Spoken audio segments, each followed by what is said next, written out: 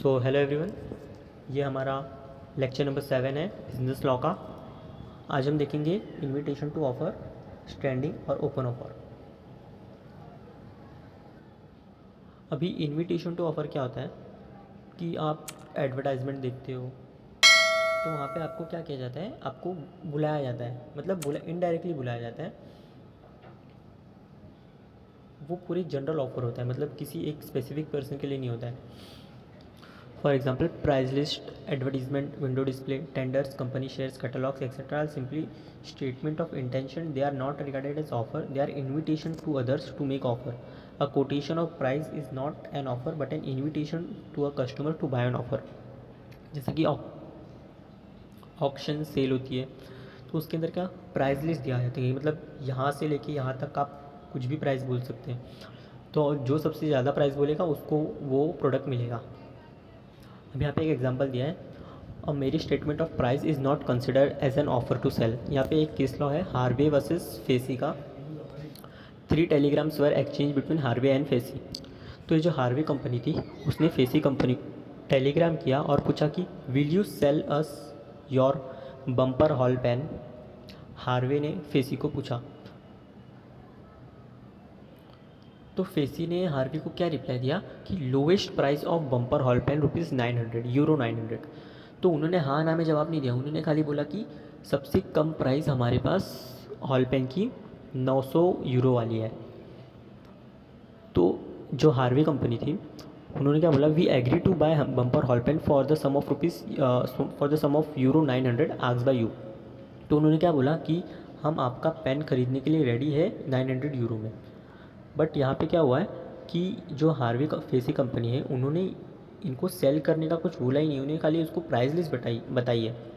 तो price list बताना ये एक एक्सेप्टेंस नहीं होता है।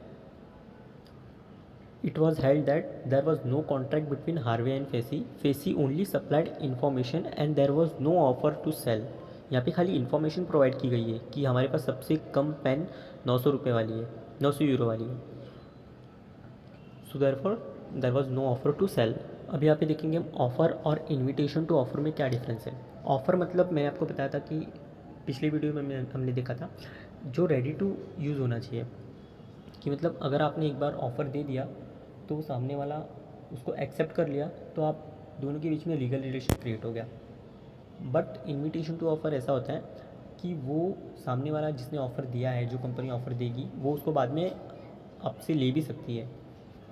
जैसे कि अभी एक कंपनी ने एडवर्टाइजमेंट निकाला कि हम ये प्रोडक्ट 50% ऑफ में बेचेंगे, तो अब ये कंपनी के ऊपर है कि कंपनी को वो ऑफ़र रखना है कि नहीं रखना है। आप जब तक जाके वो शॉप में वो प्रोडक्ट ख़रीद नहीं सकते तब तक आपने उसको एक्सेप्ट नहीं किया है। जब आप उसको एक्सेप्ट कर लोगे तब वो ऑफ़र पूरा होगा। अभी नेक्स्ट टॉपिक है काउंटर ऑफ़र। काउंटर ऑफ़र का मतलब क्या होता है कि आपने कुछ ऑफ़र किया और उसके बदले में मैंने कुछ बोला कि हाँ ठीक है, मुझे आपका ऑफ़र मंजूर है, पर ये ऐसा नहीं, मैंने उसमें कुछ और अपना ऑफ़र लगा दिया। जैसा कि बुक में देखते हैं example, a counter offer is a rejection of the original offer, it is a new offer, this new offer over the original offer is called a counter offer. Example, A offer to sell his house to B for ₹20,000 and B writes to A that he is ready to buy it for ₹20,000. It is a counter proposal by B which must be accepted by the original proposer, that is A, in order to be binding on A. मतलब A ने B को बोला कि मैं आपको मेरा घर 25,000 में बेचूंगा, तो B ने बोला कि ठीक है, मैं आपका घर लेने के लिए रेडी हूँ, बट आपको अपना घर मुझे 20,000 में देना होगा। तो यहाँ पे B ने क्या किया, काउंटर ऑफ़र किया, और जब तक ये काउंटर ऑफ़र ए एक्सेप्ट नहीं करता तब तक उनके बीच में लीगल रिलेशन क्रिएट नहीं होगा। यहाँ पे एक केस लॉ है हाइडी वर्सेस वेंच का। A offer to sell his farm to B for euro 1000। B stated that he would buy for euro 950, for which price A refuse to cell.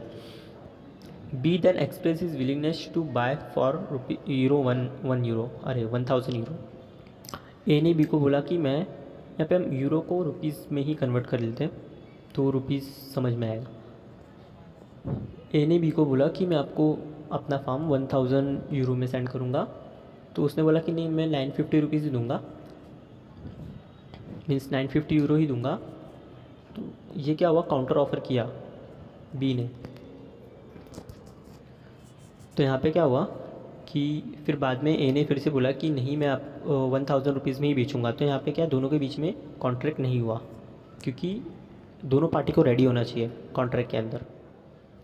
There is a no contract unless this counter proposal is accepted by the original proposal. जब तक ए ready नहीं हो जाता था कि हाँ 950 euro में मुझे चलेगा, तब तक ये ऑफ़र वैलिड नहीं होगा।